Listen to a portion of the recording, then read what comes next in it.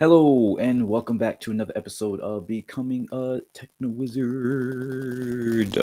I hope this sounds better because I did get a new mic. You can see it here. Sorry for the noise. Yeah. So hopefully this sounds a little bit better. I've been practicing with it a little bit, but it's hard to say for sure. So I'll see how this sounds after this one, and I'll make you know edits based on that. Um, I don't know if I should be like this. It sounds a little bit better. I don't know. We'll see. But welcome back, and going to continue our series on Hegel, learning about Hegel. I really love this series. I want to do it more consistently, like I was before. So I'm trying to get it. Find some days and times that I can do it consistently every week, no matter what else is going on. So maybe I might change this to Sundays, Sunday mornings. We'll see. I usually don't do anything Sunday morning, so yeah. Anyways, last time for part 33, section 75 to 76, we talked about this.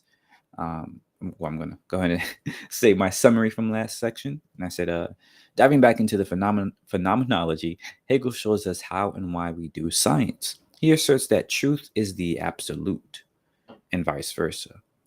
And remember that the absolute as a term is a stand-in or alternative way of saying the universe, reality, God, being, everything that there is, and so on.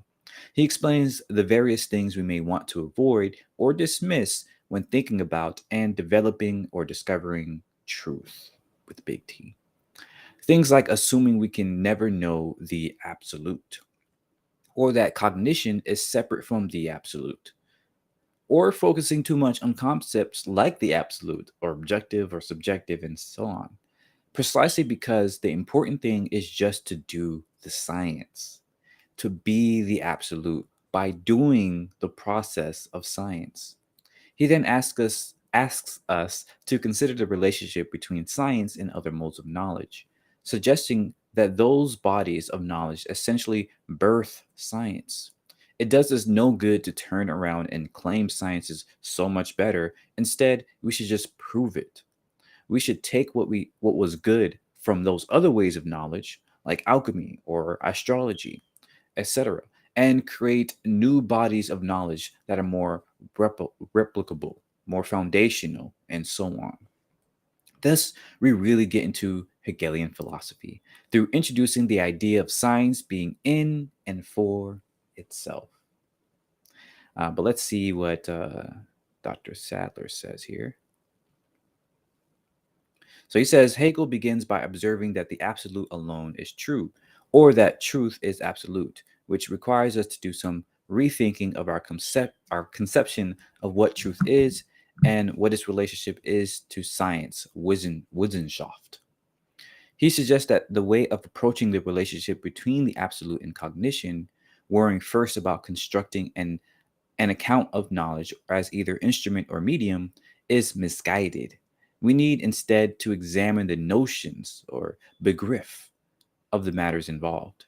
He then discusses the implications of science coming on the scene as appearance in a context that already includes other disciplines purporting to provide knowledge. These lead into several problematics, and this leads to the necessity of providing an account of how knowledge makes its appearance. So yeah, focus on different part there, but definitely is it good to remember, right? And that's what when I said birth, that's kind of what I was talking about here. This the appearance of it, um, and it's interesting because how they use things like appearance and disappearance is a little bit different than how we kind of think about it today. It's in a more broad context or in a more you know purposeful context or something. I don't know. That's very interesting. And I realized I forgot to put my headphones on. I need to do that so I can hear the video. So sorry about that. Okay, now we're plugged in. All right, now we can get started. There we go.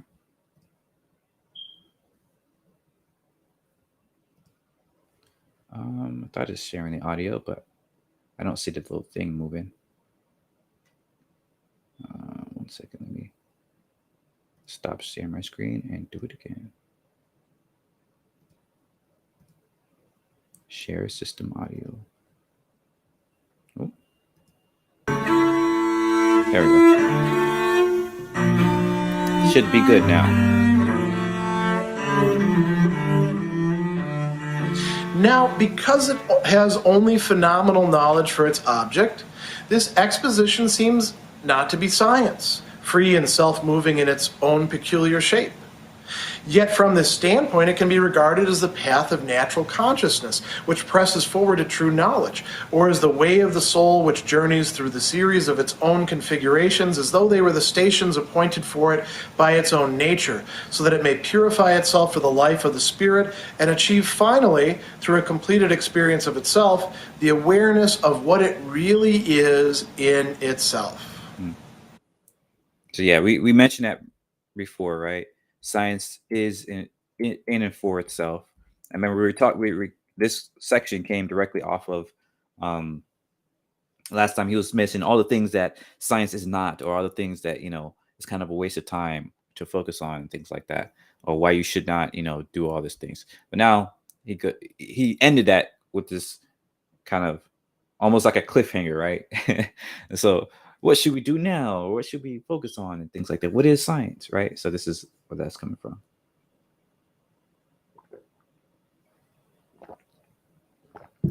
This exposition seems not to be science, free and self-moving in its own peculiar shape, yet from this standpoint, it can be regarded as a path to the natural consciousness which presses forward.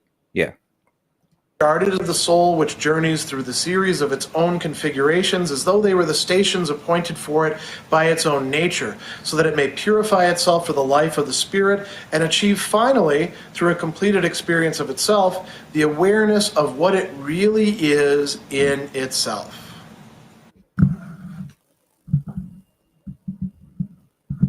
Hegel begins this short section, number 77, in asking a question that's in some degree rhetorical.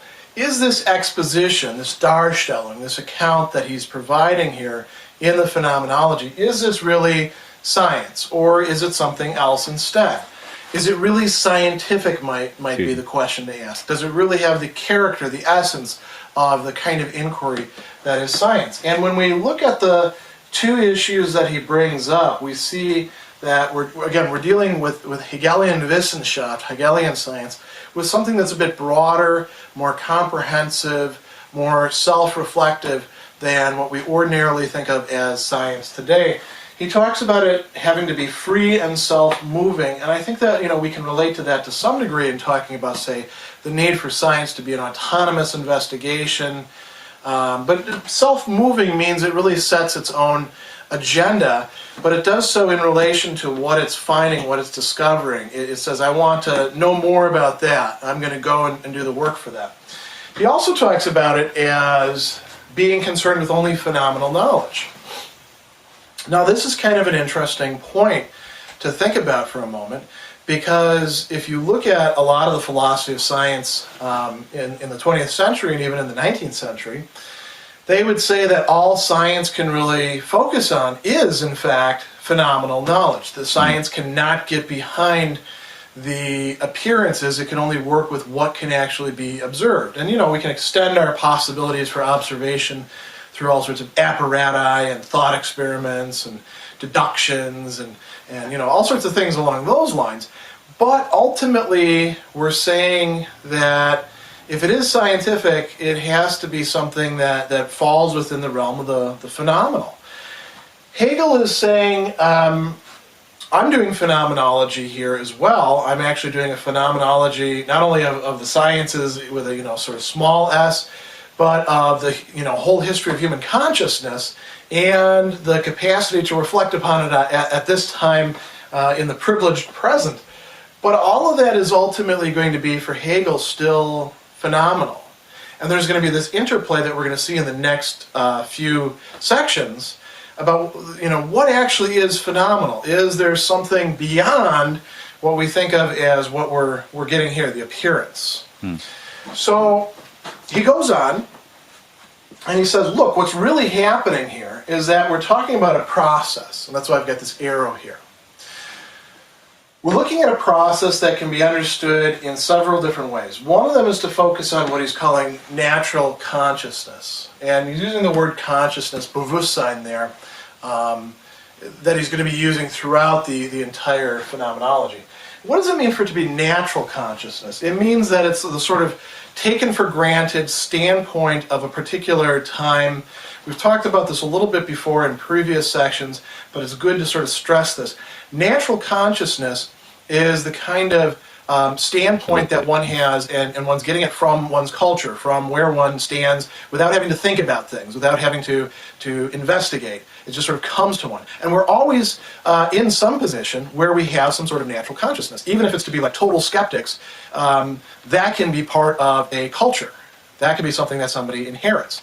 And so there's always things that a consciousness, a particular consciousness, is taking for granted, and that's the natural consciousness. Interestingly enough, it can be from culture, right? We often oppose nature and culture. That's a whole different conversation. He also talks in terms of the soul. And here Hegel is invoking a kind of common disjunction between soul and spirit that's been popular at various times in history, including his own era, where this is something that actually turns on a distinction that Paul perhaps meant to make, perhaps didn't mean to make, as Paul engages in a lot of really fancy, shifting rhetoric in his letters. Paul talks at some points about soul and at some points about spirit. Now, the Gnostics looked at that, and actually some Orthodox Christian fathers and doctors as well, looked at that as an important distinction to make. Hegel is going to kind of pick up on that. I don't want to go too much into that, other than to say that soul would be something like natural consciousness. It's bound to a particularity. Whereas spirit... Oh, Saint Paul, Christian thing. I looked it up real quick. It says, I said Paul, soul versus spirit. St. Paul's division of the body, soul, and spirit could never be eliminated from the church's teaching. John Paul Jackson. Interesting. So it's like a Catholic priest or whatever. I was trying to figure out the difference between these different things. Interesting. Okay.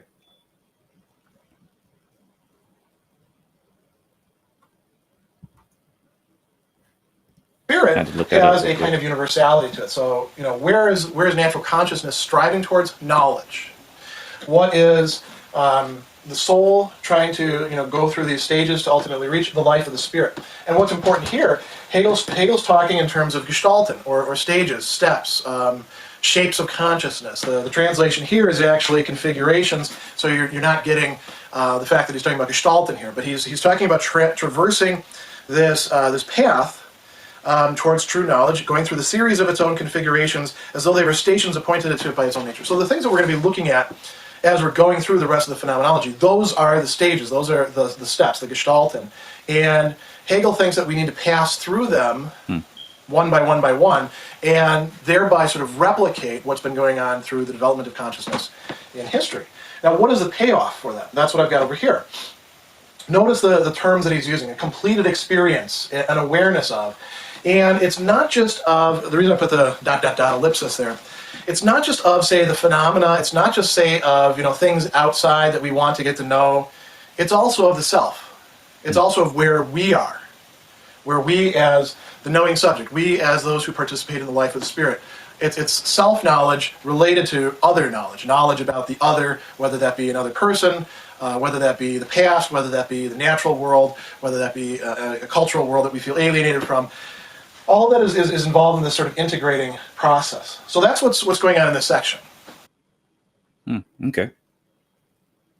Natural consciousness will show itself to be only the notion of knowledge, or in other words, not to be real knowledge. But since it directly takes itself to be real knowledge, this path has a negative significance for it, and what is in fact the realization of the notion counts for it rather as the loss of its own self. I still have, I'm thinking about so many things at the same time. It's not good. So go back a little bit about the stages thing. It's interesting because I can see the point in doing that, right? Like understanding how people thought at the time and how they got to a stage enables us to have a better understanding of why they thought that, right? Obviously, and to therefore have a better idea of the context, right? And this is pretty important because today, we kind of take things for granted, and that like a certain belief system, um, and we don't really think about why people thought that way, or the importance, or why it's kind of silly to believe something like that today because we have a different context, right? And trying to fit that understanding into today's time doesn't really grant you anything, right? Doesn't really get you anywhere. I'm going to take two examples that are completely opposite ends, more from a sociological perspective, and one, I guess, more from a philosophical, I suppose. And yes, I'm just up with this. What comes to mind for me is like on the sociological, but also like very, uh, I don't know. I'm just gonna say it, slavery, right?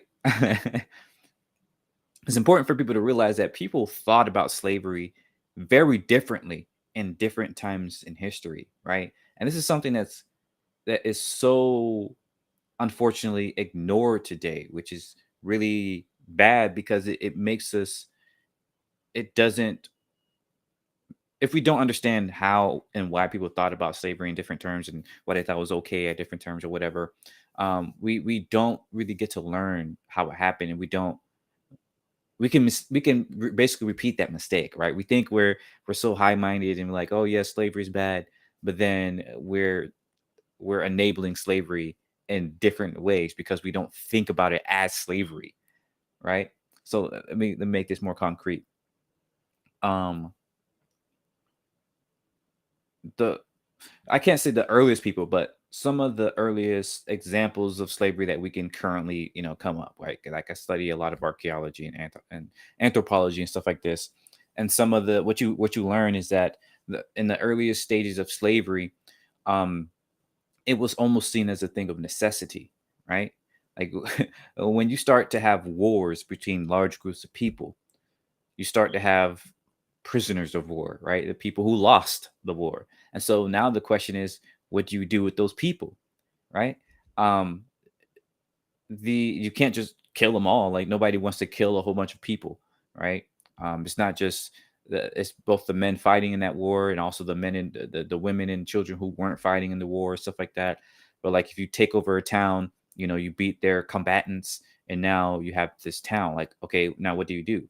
Right? You can't just leave them there because they're going to most likely rebel. They're not gonna. They don't want to be under your rule, right?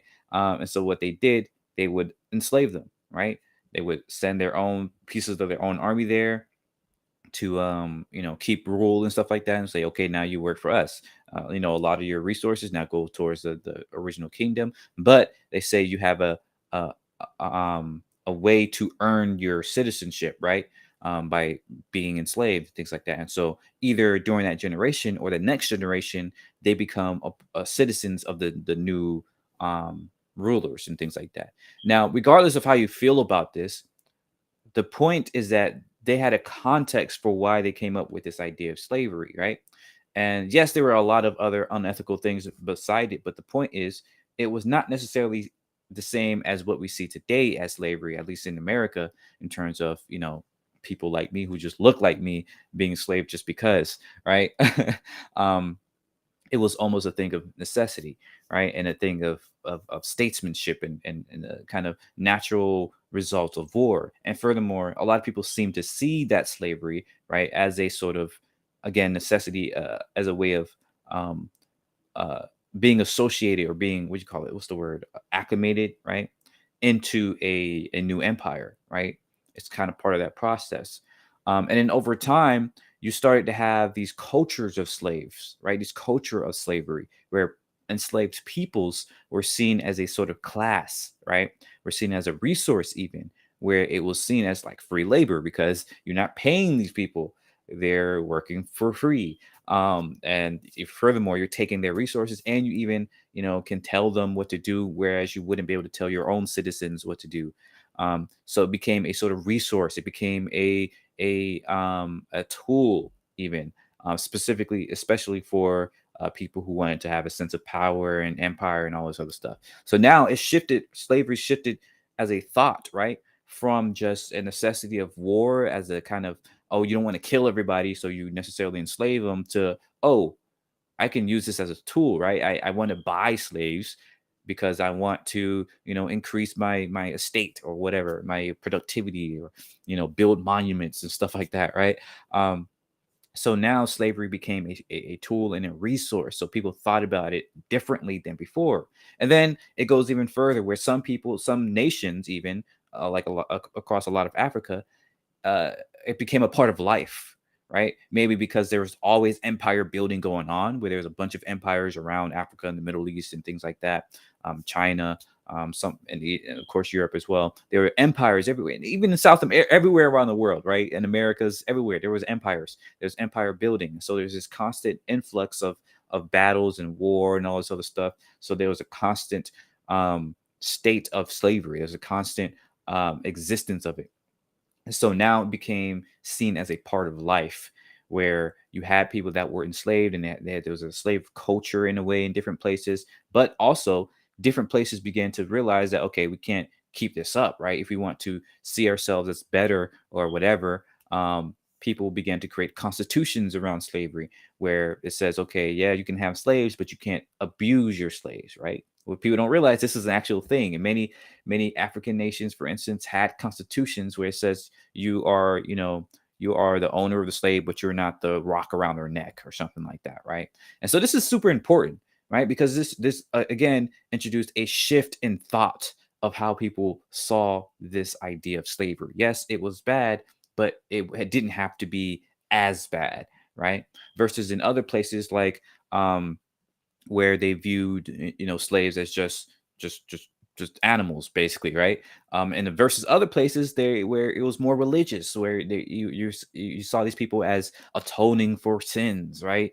And different people basically had different justifications and different ways of thinking about slavery, right? It wasn't until you had this Atlantic slave trade that you began to have this thought that, stemming from a lot of the religious ideals, that you had these people as the um, descendants of Ham and all this other stuff, and now you try to justify slavery as, oh, this is their right, this is their place, right? This is these type of people should be this class of citizens, or not citizens of but this class of resource rather.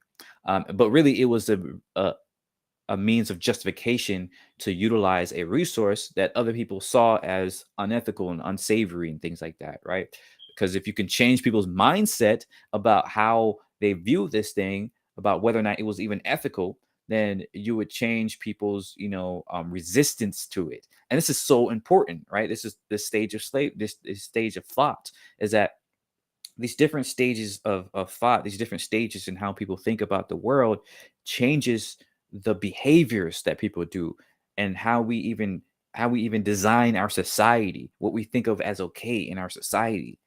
And that's why I really like this idea, is because today we just saying, oh, slavery is bad, oh, Africans said slavery, there, blah blah blah, but it completely ignores the entire history and the progression of slavery, right? And why it got so bad, and why it got so wild, and why there's still slavery to this day in many different places in Africa and the Middle East and other places.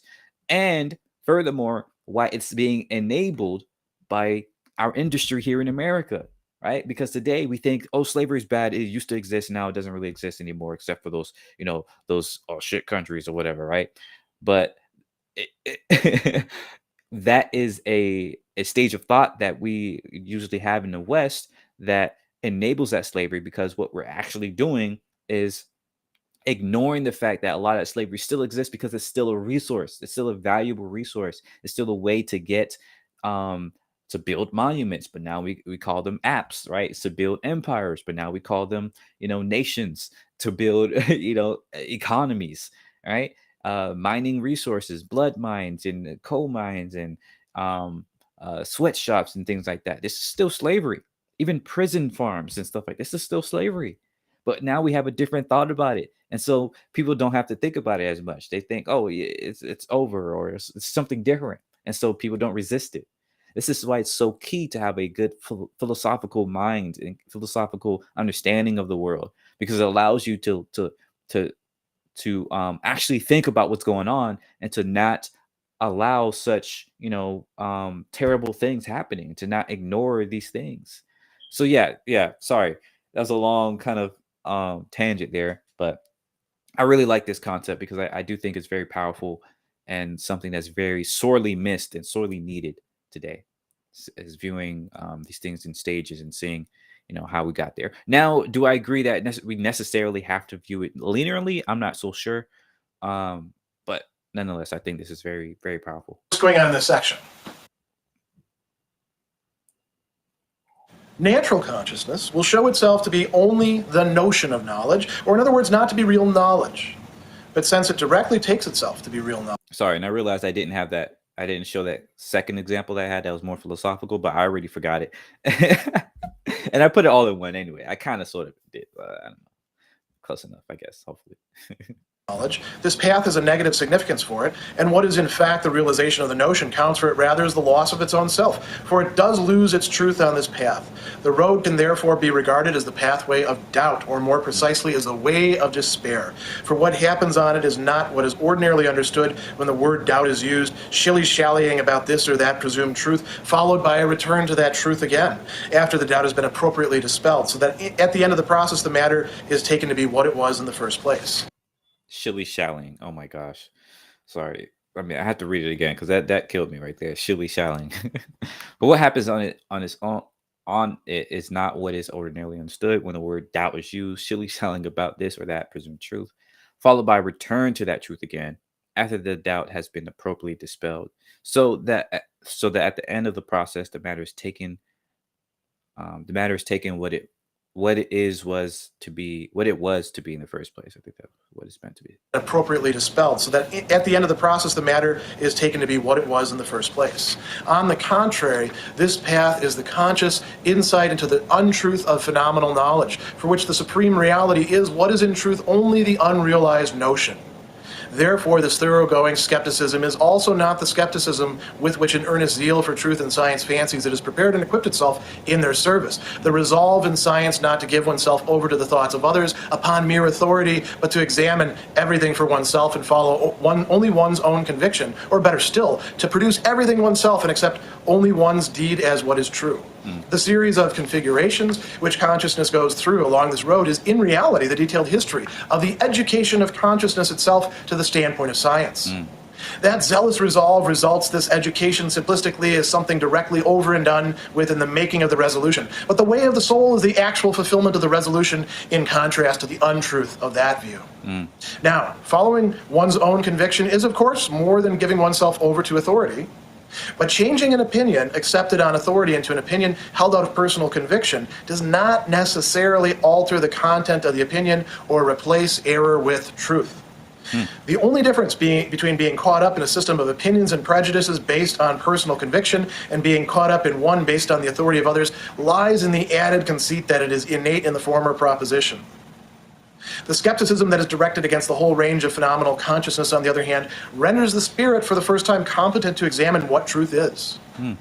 For it brings about a state of despair about all the so-called natural ideas, thoughts, and opinions, regardless of whether they are called one's own or someone else's, ideas with which the consciousness that sets about the examination of truth straightaway is still filled and hampered, so that it is, in fact, incapable of carrying out what it wants to undertake. Ooh. Right, that's a great section right there. I know he's gonna break it down, but I like this one part.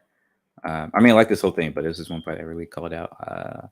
On this being caught up in a system of opinion and prejudice based on personal conviction, and being caught up in one based on the authority of others, lies in the added conceit that it is innate in the former position. That's another part. Um,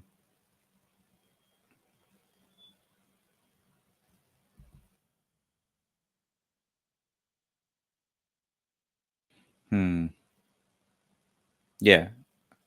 Yeah, this part. The series of configurations which consciousness goes through along this road is, in reality, the detailed history of the education of consciousness itself to the standpoint of science. That zealous resolve represents this education simplistically as something directly over and done with in the making of the resolution, right? So I really like this part because, again, it's like showing us that these different stages of development or these different times in history kind of can be a great learning tool for consciousness, for us as conscious agents to learn what people have done before and why they did it, and then to get to a better position, right? As they say, what's the quote, or the saying, history is the best teacher or something like that, right? um I think it's more, I remember earlier on, I always used to say I don't like that quote. It's more like history is the ultimate teacher, and that it's the last one, right? If you don't learn from history, um, then you're just going to keep repeating it. All right. So it's not necessarily a best teacher, because you can often see history and learn the wrong lessons or things like that, or ignore history, or live through history and not realize it or whatever. I realize that we're always living through history, but we don't really learn it all the time. But it's like, if you can learn from history, great. If you can't, you're just gonna keep repeating it until you do. So it's like really the only, or the kind of last thing that you can get to. Um, yeah, I don't know if that makes sense, but anyways, I, I do like this idea here. But let's let him get to the explanations of this section, because I already spent a long time, 30 minutes.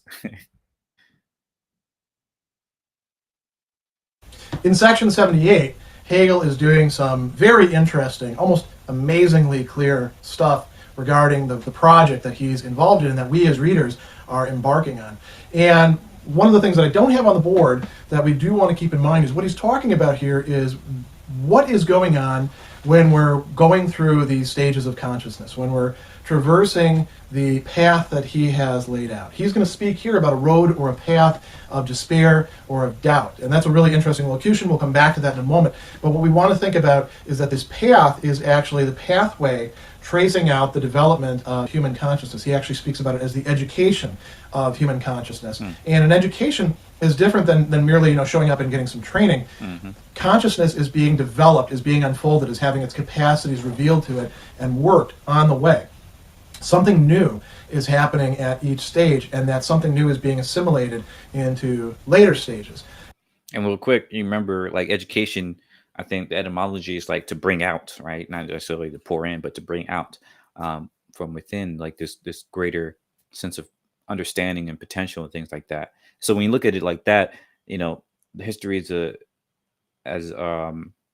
or these configurations as a education for consciousness, means it kind of brings out, it can at least bring out more consciousness from us, right? We can be more conscious and more aware, more understanding, more knowledgeable about the world and reality and things like that, if we can understand these stages, if we can understand how we got here and what we're doing and stuff like that. So I like that aspect of it as well.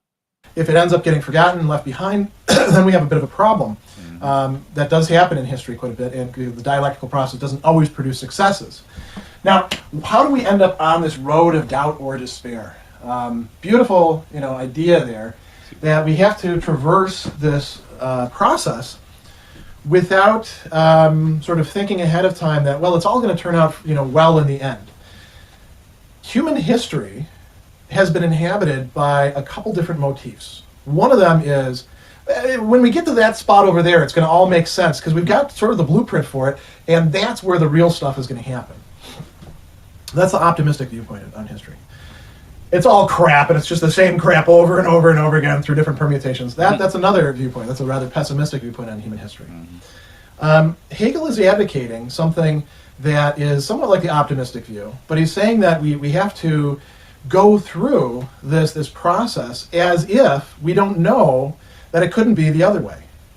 This is where it gets really, really interesting to reflect on just what is going on in Hegel. Is he truly the optimist? The real is the rational is the real, everything's already completed in the system. That's one view of Hegel. Or is he saying, maybe the future is still somewhat open, and I'm giving you the tools here? So I leave that up to you to sort of think about. Now, he starts out talking about natural consciousness again, which we just covered in the last section. And he says that natural consciousness and its relationship to knowledge is less straightforward than it assumes.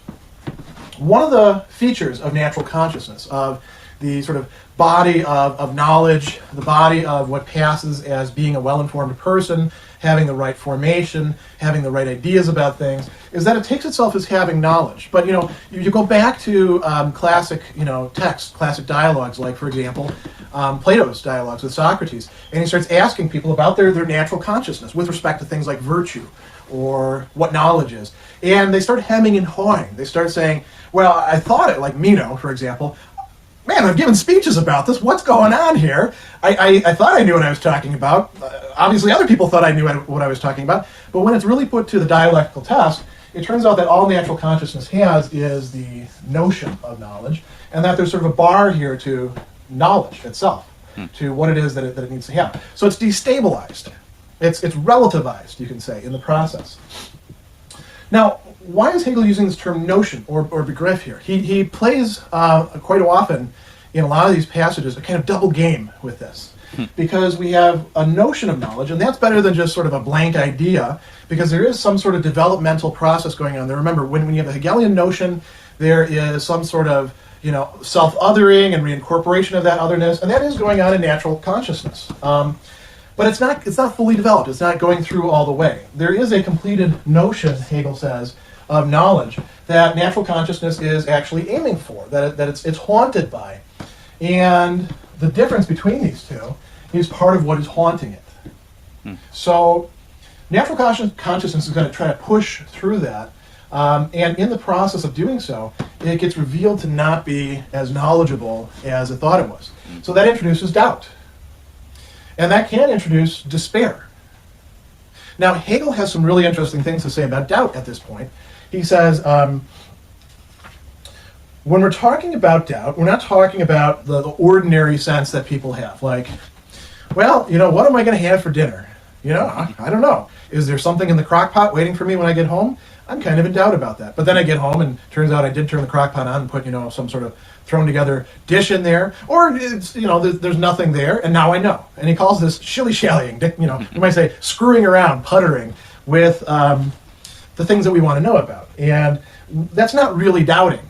That's just sort of playing around. So he says, there's a return to that truth, again, after the doubt has been appropriately dispelled, so that at the end of the process, the matter is taken to be what it was in the first place. That's not a productive, that's not a changing kind of doubt. Now, think about a different kind of doubting. Doubt to reality. I doubt whether my wife is really faithful to me. Now, I could have I get the private investigator, and he or she goes out and follows them around, for a month or so, nothing's happening, and I say, all right, everything's back to normal, hunky-dory. Or they bring me some photographs, and nowadays I suppose it'd be JPEGs, right? And that they email to you, and they say, well, I got some bad news for you, Mr. Sadler. And now, my situation has changed, but now I have some knowledge. That's not quite what Hegel's talking about. Now imagine if you were wondering about that sort of thing, and you're doubting whether somebody is really sincere or faithful in their commitments, and that's beginning to change you. It could change you in bad ways, right? You could turn into a paranoid, suspicious jerk, the kind of person who actually drives somebody else into somebody else's arms. There's great movies about that sort of thing, especially like the French movie Hell, exactly that sort of thing happens in it. Now, that's a different sort of process of doubting. There's something dialectically productive. So Hegel says, on the contrary, this path is the conscious insight into the untruth of phenomenal knowledge. Untruth of there being everything wrapped up within the realm of what's seen, what's granted, what natural consciousness is up to. He says, for which the supreme reality is what is in truth only the unrealized notion. Over here, it's the completed notion, right? So this skepticism is not the skepticism with which an earnest zeal for truth and science and fancies is prepared and equipped itself for the service. Now he's introducing skepticism, and skepticism is doubt only turned into a general attitude, turned into even a method. And science, modern science, was often quite skeptical about certain things. It couldn't be too skeptical, because of course you can't actually do anything if you're hyper-skeptical. But we want to get to this completed notion of knowledge, and we realize that what we've got so far, phenomenal knowledge, is incomplete. And now we're like, oh man, what am I going to do? Maybe none of this is any good. Maybe I can't get beyond it. Maybe I should, in fact, fall into a kind of skepticism. And Hegel goes on, and he says, This thoroughgoing skepticism is not the skepticism which an earnest zeal for truth and science is doing, right? So there's two different kinds of skepticism here. The resolve in science not to give oneself over to the thoughts of others. Here we have this issue down here, upon mere authority, but to examine everything for oneself and follow only one's own convictions, or better still, to produce everything oneself, the ultimate DIY, right? And accept only one's deed as what is true. So what happens with natural consciousness? Natural consciousness, where did it get its ideas from? About what counts as knowledge, what it can take for true, what it can use to make some progress. So it got it from somebody else. Generally from some sort of authority, a body of authority. It doesn't matter who it is. It's somebody other than the self. And so the person says, like Descartes did, or actually like Hobbes did, in large respect, in his own project. Empiricism is in large respect a way of saying, I'm going to find things out for myself. I'm not just going to listen to the experience of others. I am the experiencing self who's going to find this out. So empiricism and rationalism really actually reinforce each other in modern philosophy. In any case, what happens is the self says, if I want to get over here, I can't just rely on what other people have been saying, what they've been teaching me. Because all that's going to give me is this notion of knowledge, not the real thing. What happens in the process through history, like Hegel says, is that this happens over and over and over again in important ways that contribute something new, where a particular self following out its own convictions, rejecting to some degree what other people are putting forth in front of it, and exercising a certain kind of freedom towards that, produces something that hasn't been brought up before. Now that can become, of course, a new authority, and that is, in fact, what happens throughout the course of history. So he says, the series of configurations, the Gestalten, which consciousness goes through along this road, is in reality the detailed history of the education of consciousness itself to the standpoint of science. So we've got this building process going on throughout all of human history. A lot of divergences. He's not saying that everything is constantly progress or anything like that, but on the whole, in human history, in development, we have something going on that is introducing more and more to the very consciousness of humanity itself. So he goes on and he says, the zealous resolve represents this education simplistically as something directly over and done with in the making of the resolution. We know with just about anything, simply saying, I'm going to do this doesn't mean that it actually happens. But the way of the soul is the actual fulfillment of the resolution, in contrast to the untruth of that view. So this is something that one actually has to learn, you might say experientially, but the experience that we're talking about is not, showing up someplace and taking a seminar instead, or putting your hands in something, oh, now I know what goop feels like. Rather, it's thinking, it's reflecting along, it's going through the entire process that's detailed here in the Phenomenology. So he says, let's think this out now. We've got this contrast between following one's own convictions versus giving over to authority, and that means giving over to the authority of somebody else's convictions, because they were at one time, in that same position of the self. So he says, following one's own conviction is more than giving oneself over to authority. So there's kind of an advance in doing that. It's important for any sort of human development that a person actually break to some degree with the past, break to some degree with the mindset of others, and say, I, use the first person singular. But what's the problem with that? Hegel goes on and he says, the only difference between being caught up in a system of opinions and prejudices based on personal conviction, because that's very possible. Following your own personal conviction might in fact turn out to be just following, your own ideas about things. If you reject natural consciousness, that's not to say that your own idea of things is any better. As a matter of fact, it could be worse. Mm-hmm. Maybe you're actually benefiting by taking on the perspective of other people who managed to make it through their lives, instead of reinventing everything. And this is the constant problem that adolescents face, isn't it? They need to break away to some degree, but if you break away, quite often you find out that what you're engaging in is adolescent nonsense, and then you regret it later on. So, yeah, this is pretty funny too, because it's like something that I personally experienced and something I think a lot of people do today as well, especially in the age of kind of social media. And unfortunately, it's also done kind of ignorantly, right? In terms of like unconsciously, subconsciously. It's like this idea of being, what you call it, contra, like, goodness, I always forget the word. Just, the idea of being different, right? Of, I'm not following the mass media, the masses and things like that. And that's something I was very much like, growing up. especially coming from a religious background. And I was like, this doesn't really feel right to me. And I was like, oh, I'm gonna be different, right?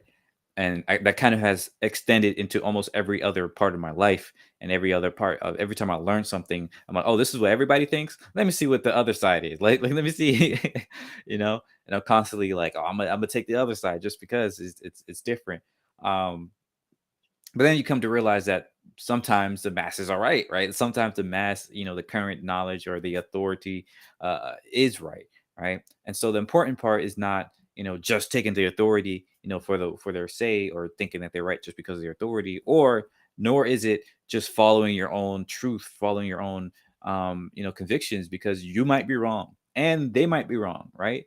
The balance there is trying to figure out which one is the good way to go to at any point in time, is and kind of getting from both. Is like, okay, this is my personal convictions, this is what I believe in.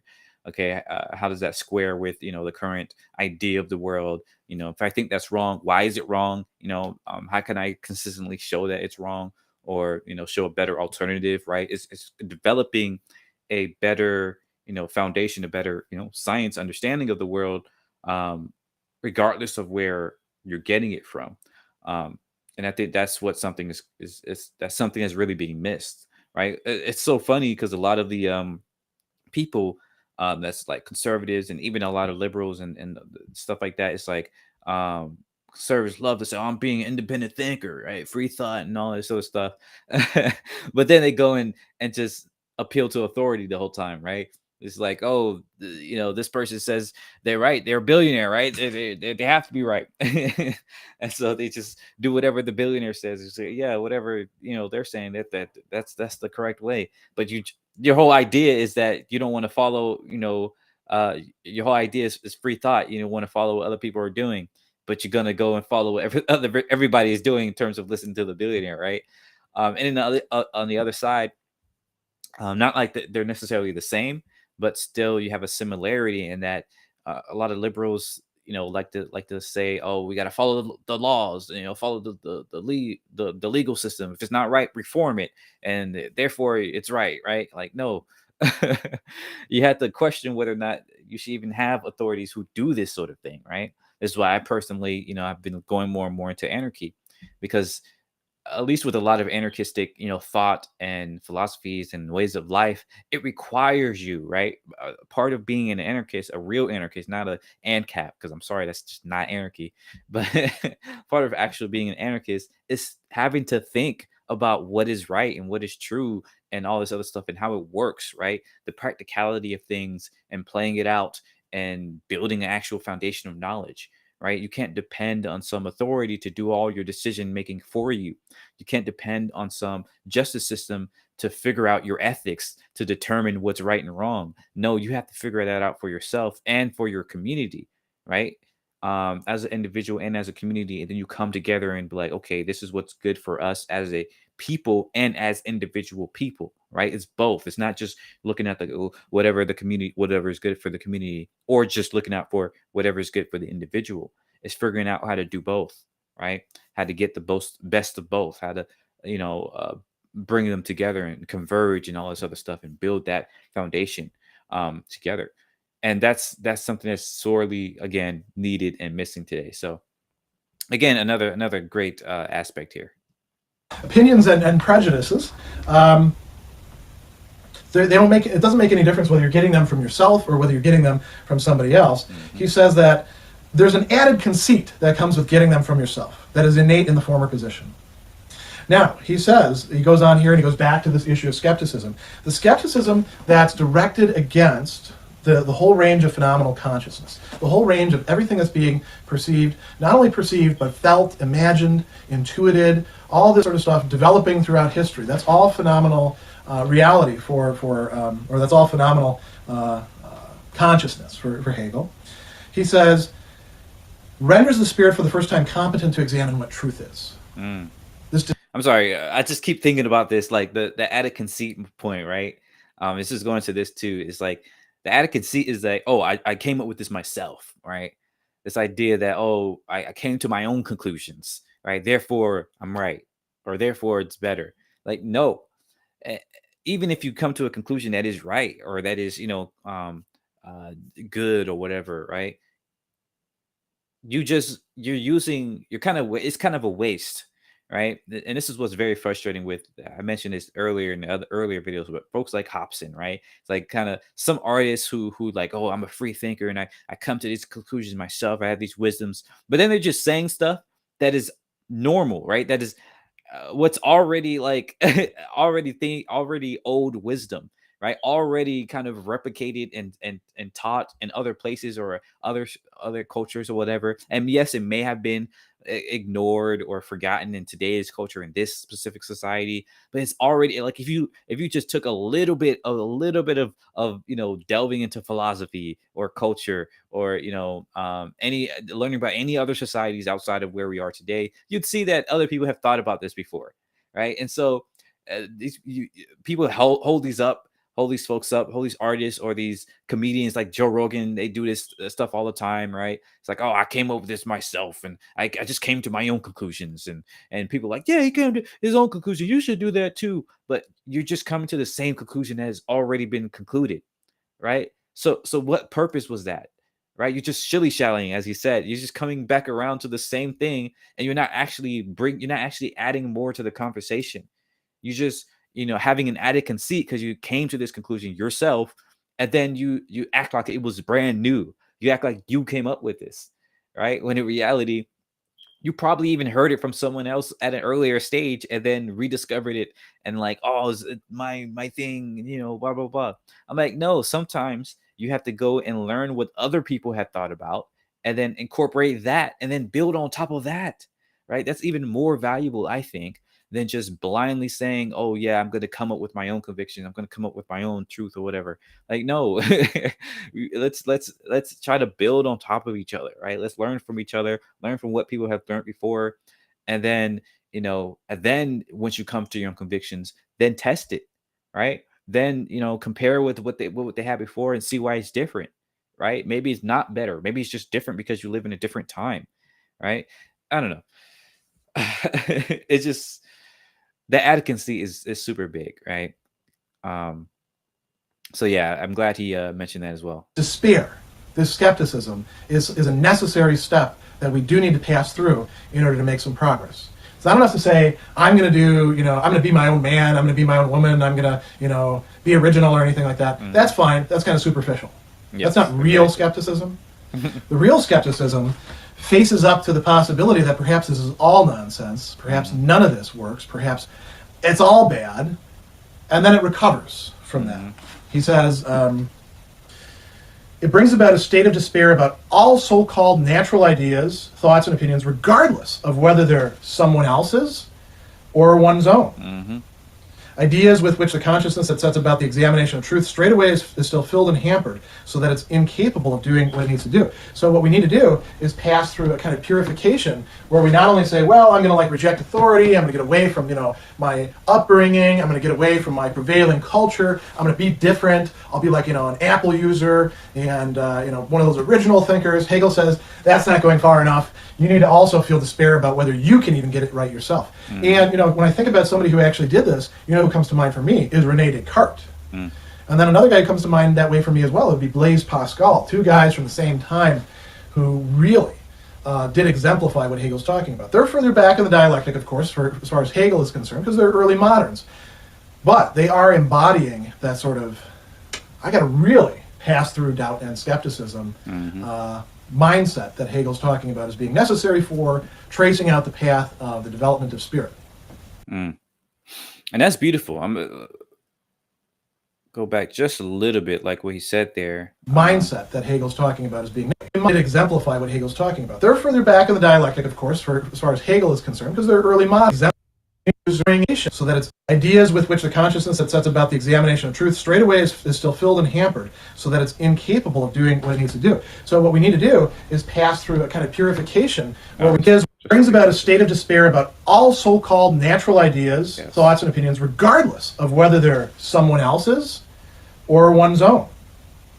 Ideas with which the consciousness that sets about the examination of truth straightaway is still filled and hampered, so that it's incapable of doing what it needs to do. So what we need to do is pass through a kind of purification. Yeah, I just want to go through that again because like it's so frustrating today to see people kind of back away from that skepticism, right? People sort of get into it, right? They say, "Oh, we're being a little skeptical, but oh, maybe this stuff doesn't work," right? But then they don't go further, right? They say, "Oh, I'm going to come to my own conclusions with this," right? And then they just come up with some bullcrap that has already been thought about or is that's already the norm and doesn't really bring anything like or people who who who see that people are trying to be skeptical and people are trying to question whether or not our entire society is built on something that we thought it was, and then they say no, that's bad, don't do that, no, no, you're being terrible, and I'm saying I'm gonna go ahead and call it, I don't care. I'm nobody listen to me anyway, but people like Jordan Peterson, right? Peter who goes and say, "Oh, there's an attack on the West. There's an attack on manhood. There's an attack on nobody cares. Oh, blah blah blah. They're trying to make us do this." Like, it's people are trying. People are being skeptical, right? People are rightfully so asking questions about whether or not our society is as advanced as we thought it was. Whether or not what we know is actually a good foundation of knowledge, right? People are rightfully being skeptical and have this doubt about this notion of knowledge and realizing that our notion of knowledge is incomplete, all right? And they're realizing that we can go towards a more complete notion. And so when people are questioning the authorities, the West, manhood, white people, everything, right? That's a good thing. That means people are trying to think. People are trying to figure out what's a better, more complete, a stance of knowledge and understanding and consciousness. When people like Peterson say, "Oh, you're attacking the West," and what they're saying is that, "Oh, don't be skeptical," right? They're being scared of this. They're saying, "Oh, you're questioning authority. You're questioning, what's there before, and it's good for a reason." And you just have to believe that reason, and then just come up with some bullcrap that is not consistent and it doesn't really make sense.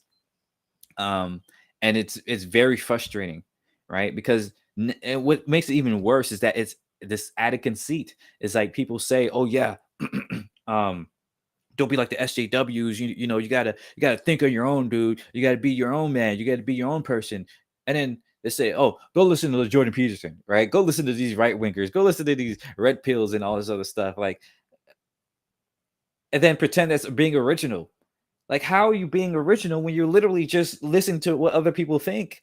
And then you're fooling yourself into believing that you're being original. That's what makes it worse. If you're going to listen to what other people think, at least be honest. At least be honest that you're appealing to some authority, and then you want to hear what the masses think in some way, right? Don't pretend that you're being original when you're actually just listening to other people, what other people think, right? It's okay to listen to what other people think. And it's okay to also try to be original. But you have to realize that these are two separate um, things, right? These are two separate ways of understanding and gaining knowledge. And it's important to realize that, because if you listen to somebody who's an authority figure and you pretend that you're being original, this is just you trying to come up with your own conclusions, then you're atrophying your own thinking skills. You're not actually engaging in critical thought. Like Hegel says here, right? In order to engage in the act of consciousness and stuff like that, you have to think for yourself.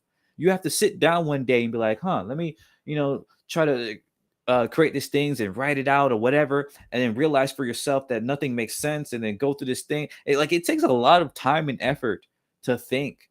If you're just depending on somebody else to do all that for you, right? And then saying, "Oh yeah, I thought for myself," you didn't actually do anything, right?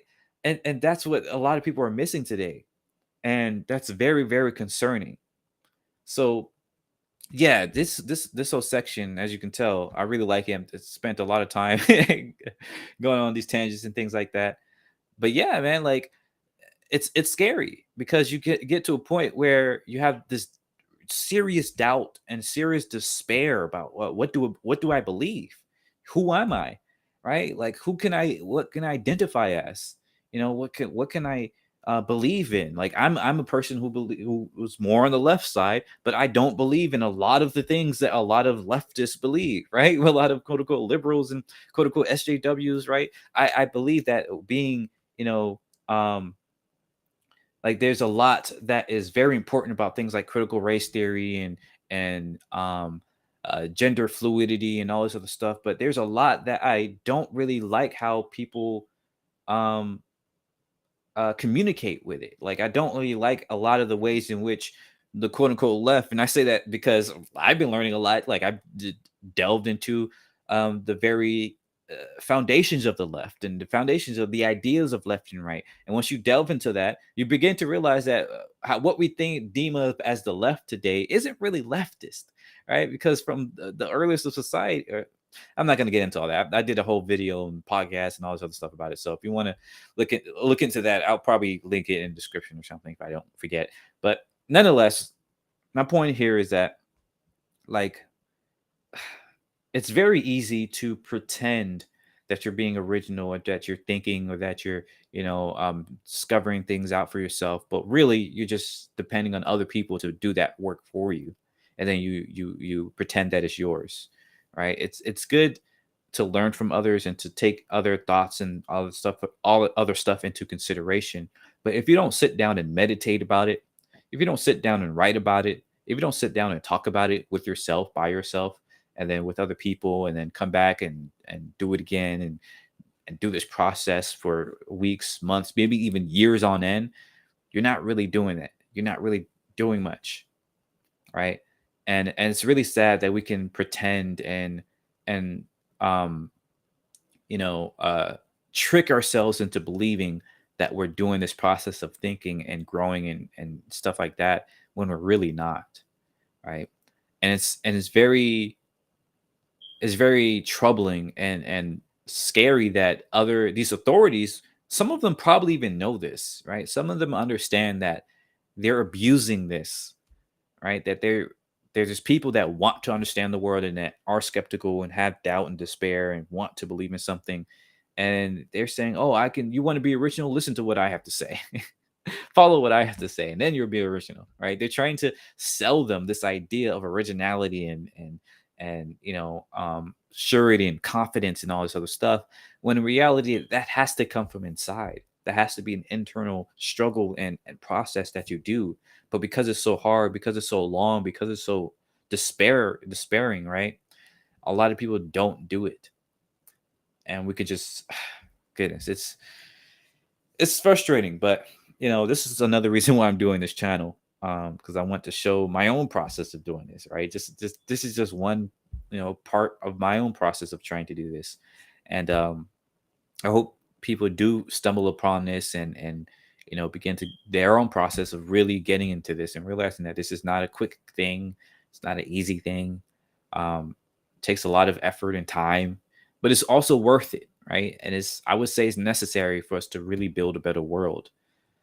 For the first time in history, you have more people than ever before able to read, right? Able to go and back and research history. Hegel thought he was in that moment where he can do all the stuff, and maybe he was for that time, but we're in an even better moment, right? Because now you don't have to go to college in order to learn this stuff. I never went to college, right? You don't have to be an academic in order to go and look at these stages of philosophical thought, these stages of how people thought in history and all this other stuff and consciousness. You don't have to be an academic anymore, right? You don't have to be in that realm of, this is not my career, right? I only do this, like, as you see in these videos, when I have the spare time. But the fact is that we can do this now, right? And yes, it is hard because it's still trying to figure out bills and all this other stuff, but it's still possible. So hopefully, right, in the next decades and centuries, people in the future will have an even better, easier time of doing this, right? So hopefully in the future, they will have even more free time where they can delve and have even better records of history and all this other stuff, and they can delve more into it. They have an even better way of expanding their consciousness and understanding, who we are as humans and who we are as individuals and what reality is and all this other stuff. And yeah, just I'll end it there because I'm going way too long. But thanks as always for listening, for watching. Let me know what you thought, what you learned from all this. And as always, have a great day. Keep thinking. Keep being awesome. Don't be afraid to be radical. That's for my podcast. But yeah, thanks and have a great day. Let me know what you think in the comments below. And yeah, see ya. Bye-bye.